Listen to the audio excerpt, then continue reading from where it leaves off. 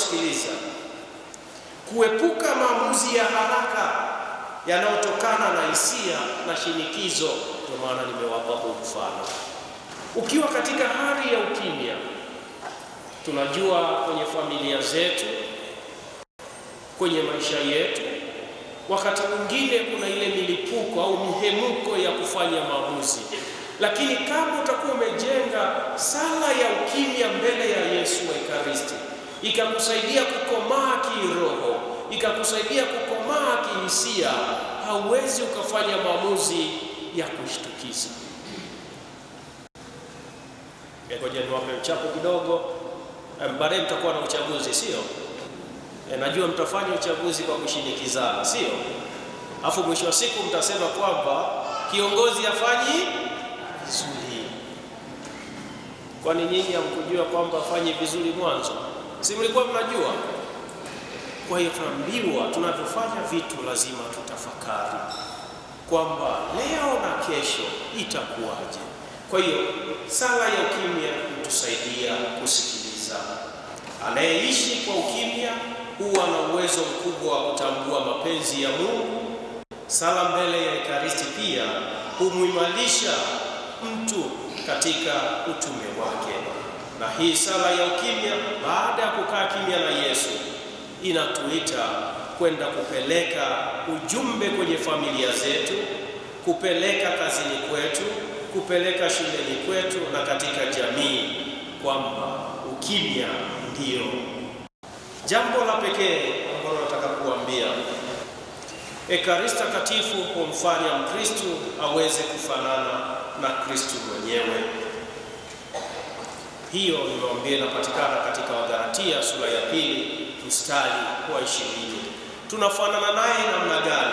Katika unyenyekevu, katika unyenyekevu, katika huruma, katika uvumilivu, katika upendo, hasa kwa jirani zetu na kwa kanisa letu.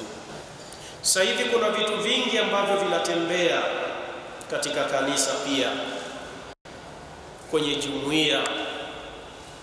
Watu wanashindwa kusali, wanashindwa kuhudhuria kwa sababu ya hasira, kwa sababu wamegombana na mtu, kwa sababu hakuna kitu chochote ambacho anaona faida, na hii anafanya maamuzi haya kwa mhemuko.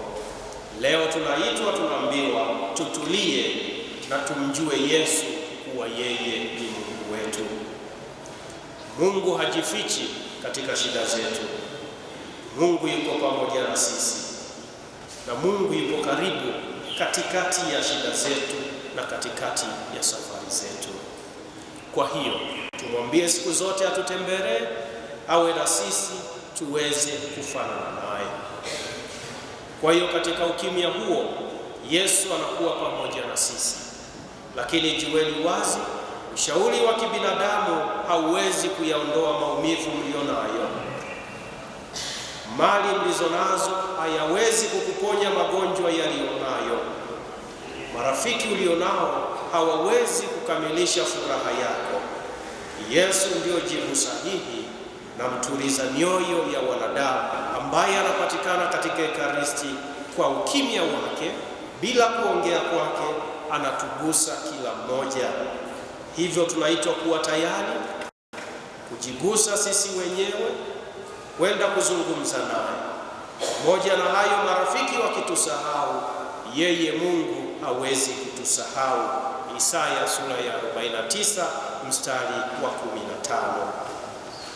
Isaya 49 mstari wa 15. Mimi sitawasahau kamwe. Kama Mungu hawezi kutusahau, tunaitwa sasa kutenga mambo yafuatayo, sifa 2 za muhimu.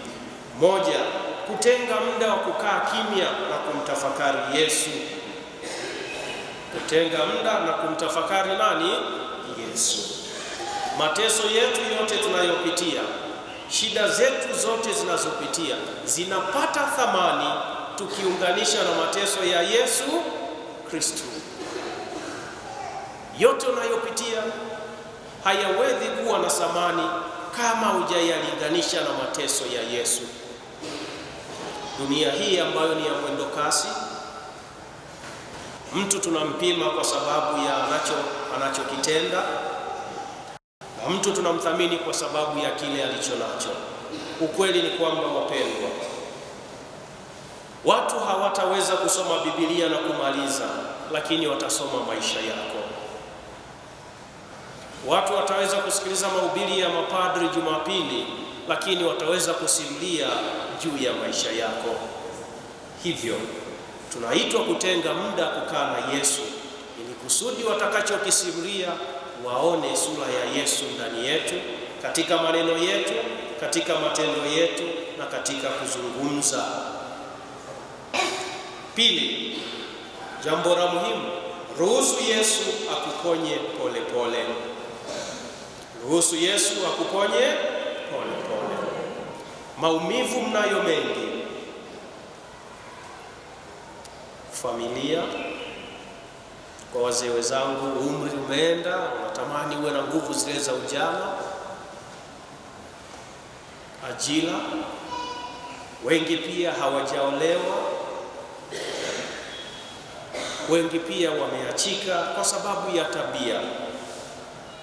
Haya yote mruhusu Yesu katika ukimya wake, na wewe katika ukimya wako umruhusu akuguse, akuponye taratibu, kama yule mama aliyetokwa damu kwa miaka 12, alipogusa tu lile pindo lake na damu yake ikafanyaje?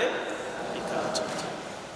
Kwa hiyo tumruhusu Yesu, tumguse katika ukimya wetu. Wokovu wetu na sala ya kweli inaanzia katika ukimya. Turuhusu tumguse Yesu katika ukimya wetu, naye atuguse katika ukimya wake, ili aweze kutukomboa. Ekaristi, ndugu wapendwa, katika dunia hii iliyojaa majeruhi ya moyo wa mwanadamu, Yesu anaweza akatuponya. Katika ukimya mbele ya Yesu Ekaristi, tunagundua kuwa bado tunapendwa, bado tuna thamani na bado tuna matumaini. Wakati mwingine muujiza mkubwa si kuondolewa mara moja kwa matatizo yetu, bali kupata amani katika majaribu, na amani hiyo kupatikana mbele ya Yesu aliye hai, ambaye ni Ekaristi takatifu. Tumsifu Yesu Kristo. Mama Maria